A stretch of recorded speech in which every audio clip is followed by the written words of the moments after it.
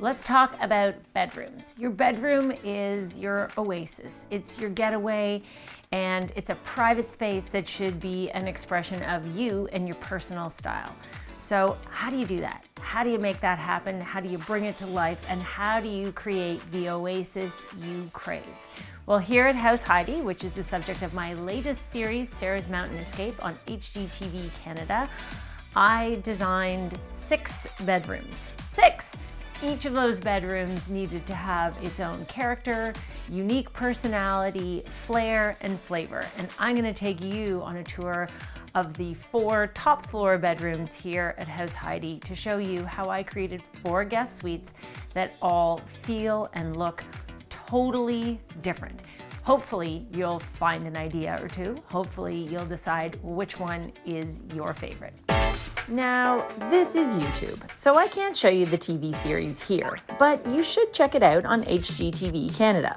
Basically, Alex and I went skiing in Whistler, British Columbia, and while we were there, we kind of bought an enormous Bavarian-style B&B. We had to contend with a bunch of tiny, dysfunctional rooms, British Columbia's bear population, and a fireplace that looked like it could eat people. So we gutted it and turned it into a luxury modern chalet. And because it used to look like a relic from The Sound of Music, I'm going to tell you about a few of my favorite things. Setting out on this journey, I wanted each bedroom to feel tied to our local surroundings, tied to where we are here in the mountains in Whistler, British Columbia. So I'll quickly show you the 4 suites we've done here, and then I'm going to highlight design details in each one. So first, I'm in the Glacier Suite. And the idea for the Glacier Suite was the colors of snow and ice. It's all cool tones. And in the end, really, if you think about a space that you want to feel inviting and relaxing, you don't want it to feel cold. That wasn't the goal. The idea was think about palette, think about color, and think about inspiration. So this room is light, natural, neutral, icy, pretty, yet soft and warm at the same time. Across the hall, we've got the Heidi Suite, and the Heidi Suite is playful, colorful, and fun. This room is inspired by the original exterior of the home. The design style of this house, well, it's originally a Bavarian-style B&B, and it is whimsical, quirky, filled with personality, and I wanted a room that was playful and would have some touches from the original home, which was built in the 1970s. Stay tuned, I'll tell you more about that. Then we have the Nimbus Suite. We had the incredible opportunity of taking a helicopter and landing on the top of one of the local mountains. And on the day we went, the skies were blue, the snow was pure white, and that visual is ingrained in my memory. And I wanted to create a room that was layered in bright sky blues, snowy whites that felt crisp and yet refreshing all the time. And you know I love blue. The last suite on this floor is the Woodland Suite. There are 2 bedrooms located at the back of the house that look out through the woods. So here we are surrounded by majestic trees. There are so many layers of color inspiration to draw from, and I wanted something that felt snug and nestled in the back of the house, inspired by all these verdant greens. So those are the 4 inspirations. This is where the idea came from, and then how do you bring that to life? Well, if you've watched some of my videos, you probably know that I am a huge textile fan. So often I start with a patterned fabric. It's how I start my journey. It's where I look for color palette inspiration, and I've always thought it gives you an ideal cue to what the look and feel of the end room will be. So let me take you through where I started and how it happened for each of these rooms. In the Glacier Suite, look at this fabric that's on the Roman blinds. It's a warm and cool neutral blend, something you also hear me talk a lot about. I love, love, love to mix the grays and the warmer kind of flax or linen toned neutrals together. This is sort of a glazed cotton. This fabric's from Thibaut, and it's soft, it's delicate. It adds just the right amount of pattern for a room that I wanted to be sophisticated and naturally neutral. Hopping into the Heidi Suite, I wanted something that was playful and fun. Therefore, an oversized floral is the ideal launch pad for this room. It's got a fun color palette, it's got some coral, it's got some yellow, it's got some teal blue, it's a little bit retro, a whole lot modern, and I thought it was the ideal anchor for this space. As soon as you see this fabric, you know this is not about serious. This is about happy, this is fun, this is cheery, and it's bright. And I think that is an ideal character for a room. Let's pop into the Nimbus Suite. If we're inspired by sky blues, clouds, mountaintops, and snow, well, come on, look at this fabric on the pillows. This fabric on the bed pillows, it's a really modern geometric print, and there's something about it that had a bit of a craggy mountain riff vibe to me. If you're looking for fabrics, you don't have to make a huge statement. Sometimes it's just a pair of accent pillows that can really help define the character of your room. I've got this bold print here on the pillows. Then I found another fabric from the same manufacturer, from Thibaut, and I used it as the window covering. And what's interesting is it creates more of a striped effect. These are strong blues. What you'll notice is throughout this house, I've used a lot of Roman blinds. They're tailored, they're very efficient, they're contemporary, and it allowed me to make a great statement with pattern fabric on the windows, something I always like to do. This is definitely a signature Sarah statement. I'm a fan. In the Woodland Suite, look at this. If you want to create a Woodland Suite and then you find a fabric which is a watercolor of trees, yes, sold. It also has some accents of this soft aqua, signature color, one of my all-time faves. In the same way I'm always drawn to mixing those warm and cool neutrals, I'm also drawn to mixing greens and blues. What is that saying? Green and blue should never be seen except in the washing machine? No, not in my world. Green and blue, always a perfect palette combination. So think about how you start with your fabrics. Think about how pattern can help lead you in the direction of what you're trying to achieve. Let's talk about the foundation of a room. It's really important to think about what goes on the floor. What are you building up from? In lots of rooms, I've used hardwood flooring and then layered rugs on top. Because this is a rental house, I want it to be easy to clean and maintain. And I also like that softness that you get in a hotel room. That sort of hush, that quiet that you can only get through broadloom. But in thinking about how I wanted each of these 4 spaces to have a distinctly different feel, I just couldn't choose a singular broadloom option. So I had an idea. What if I used different broadloom in every single bedroom? Wouldn't that help me achieve a unique character in every room? Yes, it definitely would. So I went to V-Floor, which is a supplier that I work with on a regular basis. They make beautiful wool broadloom. It's durable, it's fabulous, and I tailor selected different broadloom for each of these rooms. In the Glacier Suite, it's a combination of a cut and loop pile. It creates a stripe. You know I love a stripe. I am always a fan of mixing and matching patterns together. So one of the things that I often do is I will combine a floral with a stripe, with a texture, and with a small print. That is how you create interesting pattern and texture combinations.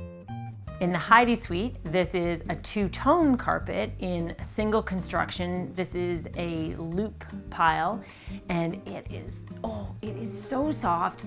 It is like, I would say, this fabric is almost like a fabulous pair of indigo denim jeans. And as soon as I found our fabric, it had that dark, dark navy indigo tone. I found this navy carpet, and it is snappy. It's kind of, I don't know if you'd call it preppy, but I think the high contrast element between the light walls and this dark carpeting, fabulous. In the Nimbus Suite, since it's all about the mountains, I went with a chevron zigzag patterned carpet. This doesn't have any pile. Where the first 2 broadloom options are plush and soft, This broadloom is more contemporary. It still feels fabulous underfoot because it's got texture. Look at this, it's gray and kind of a smoky deep blue, and that pattern really delivers an extra layer of dimension to the room. In the Woodland Suite, we've got another natural option, and this time it's kind of a creamy beige mixed with a gray, and what it's doing is it's drawing the accent colors out of the textiles and pulling it all together. So here I am talking about using 4 different colors and patterns of broadloom, and you might be thinking, how are you going to tie all of those together? It's simple. I decided to go with the same white oak flooring that we use throughout the second floor and use it in the hallway, and that means that none of these broadloom options are connected. In every single threshold to the bedroom, we have the linking element of our white oak flooring, which is a consistent element coming up from the main floor. How about the unique details that really give a room character? In each of these rooms, it's something completely different. In the Glacier Suite, it's in the turret. And so we have an unusually shaped room, and we were able to push the ceiling up, gain more ceiling height. It's almost the effect of a tray ceiling. And then as the finishing touch, just to call attention to it, I applied wallpaper to the ceiling. Why?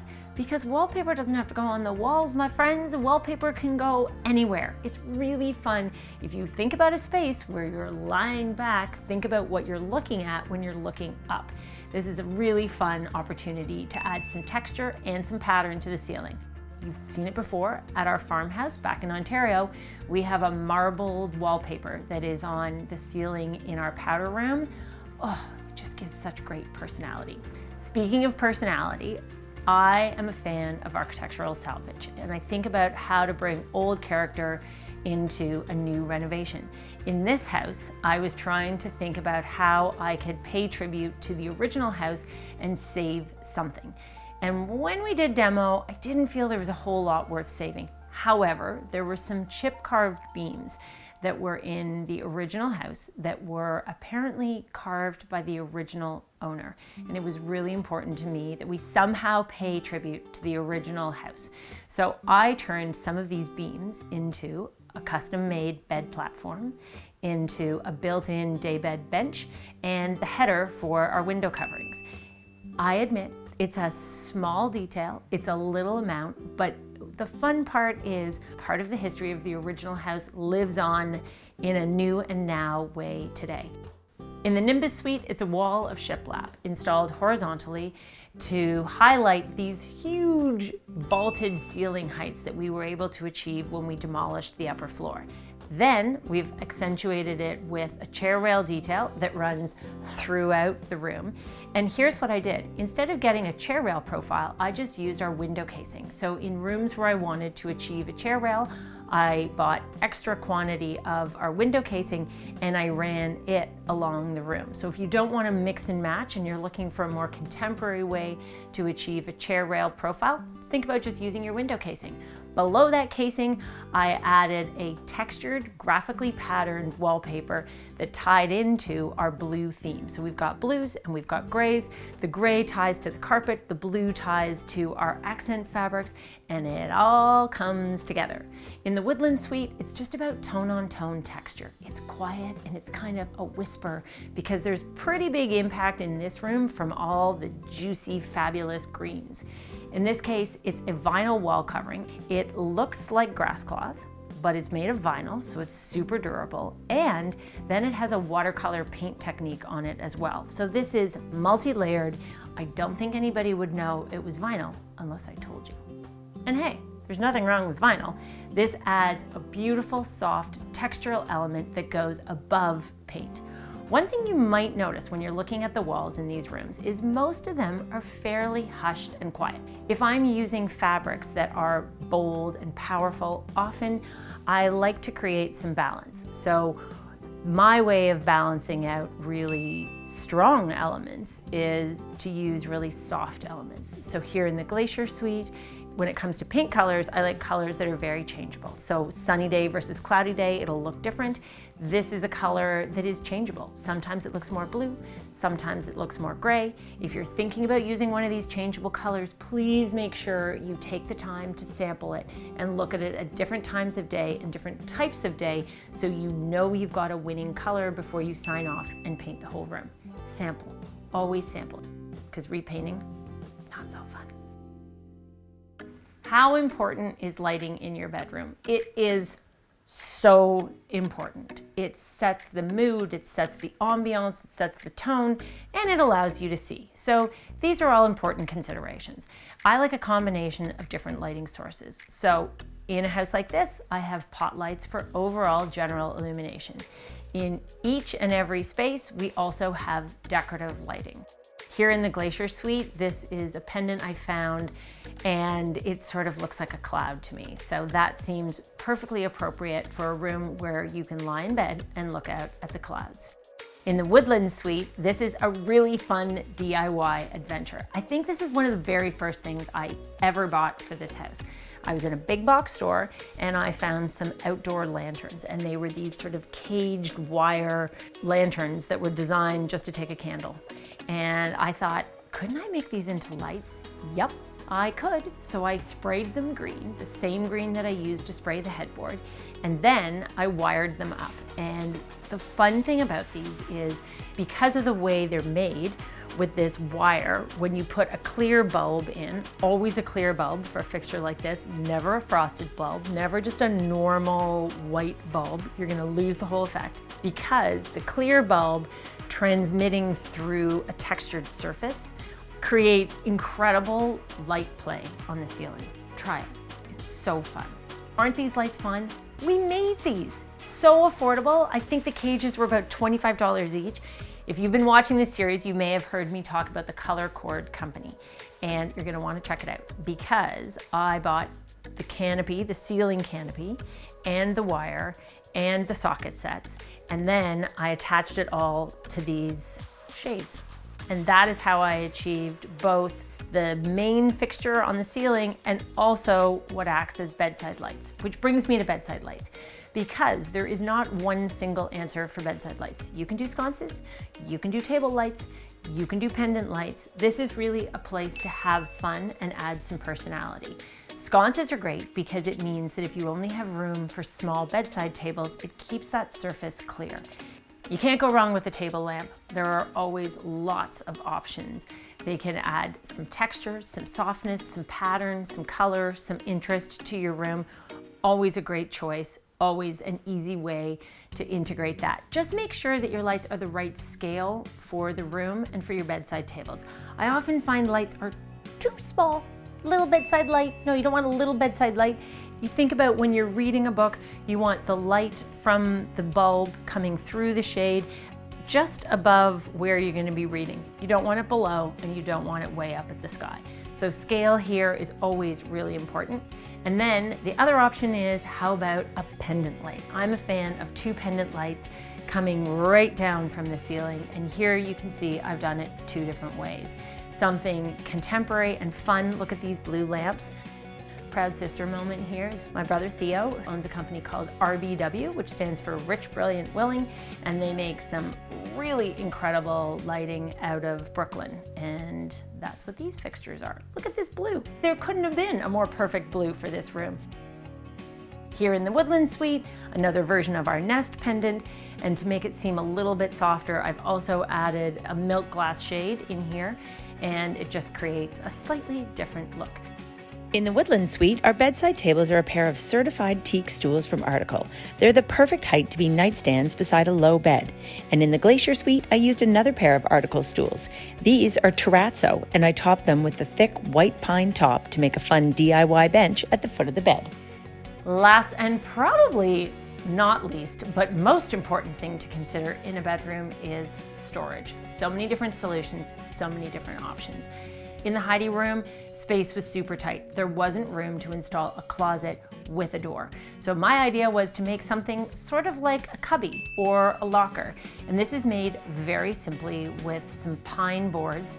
We simply mitered them together on the corners, put in a couple of shelves, a hanging rod, painted it all. It's open concept. This is just a guest room, so it offers a bit of storage, hanging space, place to put folded items, and in a very compact room, it means that there is a place to store your stuff. That's always critical. If you have room, think about bedside tables that have extra storage, because you know what?